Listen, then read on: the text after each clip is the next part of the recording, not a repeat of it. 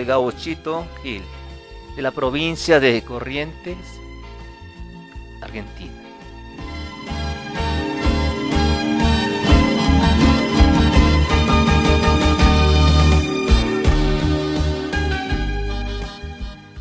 De su historia hay distintas versiones. Mientras unos lo tienen por un Robin Hood correntino que robaba a los ricos para darle a los pobres, unos dicen que lo mató la policía en una emboscada, otros que murió en un duelo entre gauchos, mientras aún otra versión alega que se negó a alistarse o desertó del ejército durante las guerras internas de Argentina y entonces lo fusilaron. Esto es lo que arrojaron las investigaciones más recientes. El hecho es que algunos lo tomaron por santo, y a pesar de que han pasado muchos años, hay gente que lleva una cinta roja, la cual es su símbolo, y ponen imágenes de él junto a la de María Santísima y los santos. La gente que frecuenta sus santuarios, entre comillas, se considera católica y se creen que es un santo más de nuestra iglesia. La razón de su popularidad no se origina en la santidad, sino quizás en que la gente inconscientemente ve en él una víctima de la injusticia y de los conflictos humanos que ellos también sufren. El padre Julián Cini ha hecho un estudio antropológico e histórico respecto a esto. Gilda fue una cantante de cumbia que murió en un accidente. María Lionza. En Venezuela se encuentran muy extendidas las creencias animistas, especialmente en el estado Yaracuy, en la montaña de Sorte. Se le rinde culto a María Lionza.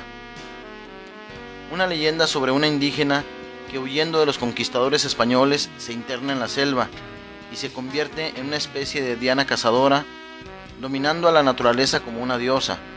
En sus orígenes sería un culto a las fuerzas de la naturaleza y la fertilidad, que se han convertido en todo un culto satánico, con sacerdotisas que se dirigen a las llamadas cortes, entre comillas, y efectúan todo tipo de brujerías y encantamientos. Incluso realizan una especie de festival anual todos los 11 de octubre en el que invocan a los espíritus y hacen toda clase de ritos ocultistas. Es muy conocido y recibe visitantes extranjeros, especialmente de las Antillas, que están muy próximas. Lo que es más escandaloso es que todo esto recibe apoyo gubernamental y se promueve como expresión de cultura popular.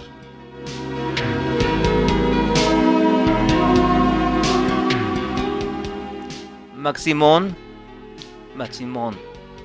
Guatemala.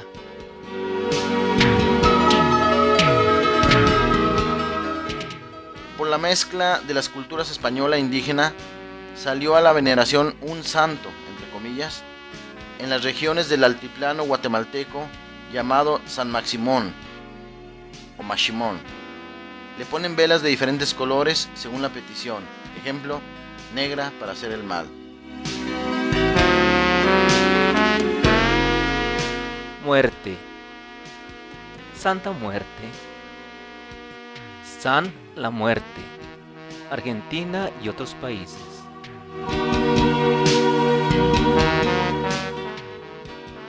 El culto surge posteriori de la expulsión de los jesuitas de sus misiones en el noreste de la Argentina y Paraguay en 1767.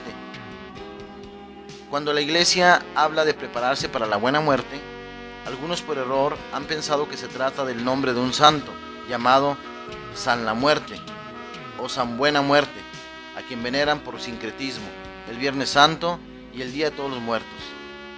Se trata entonces de un santo que no existe, pero que se venera predominantemente en las provincias argentinas de Corrientes, El Chaco, Misiones y Formosa. Otra manifestación de sincretismo es el buscar la bendición de un sacerdote para el amuleto de San la Muerte. Se dice que para lograr la bendición lo llevan escondido en la mano mientras le piden al sacerdote que bendiga una estampita.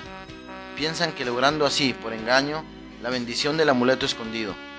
No comprenden que lo que el sacerdote no tuvo la intención de bendecir no queda bendecido.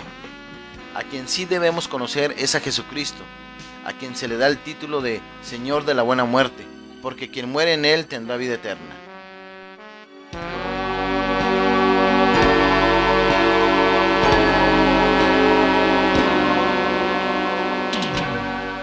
La Niña Blanca.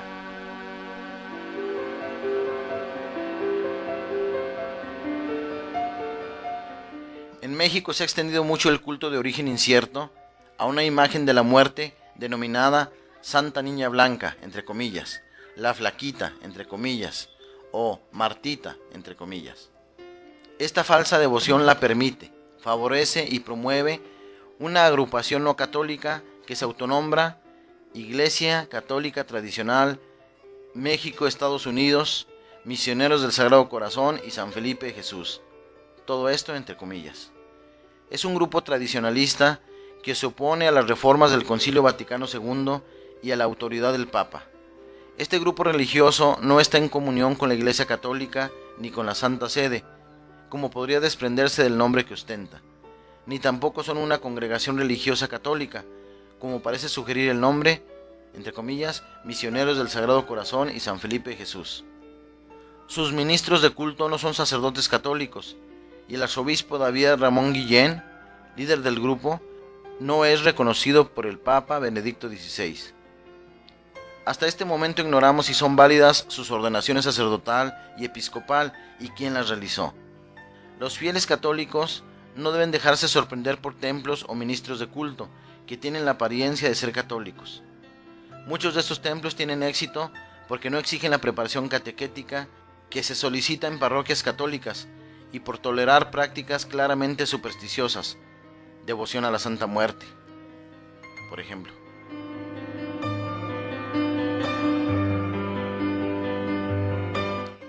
Rodrigo, el cantante Rodrigo, Argentina y Uruguay.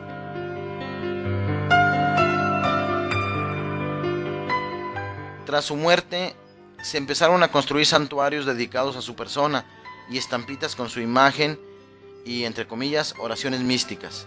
En Uruguay se difundió una aparente imagen de ese mismo cantante que decían que lloraba.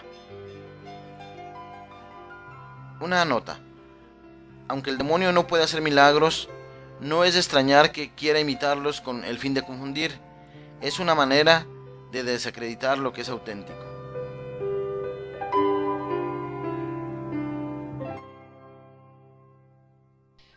La santería, Cuba.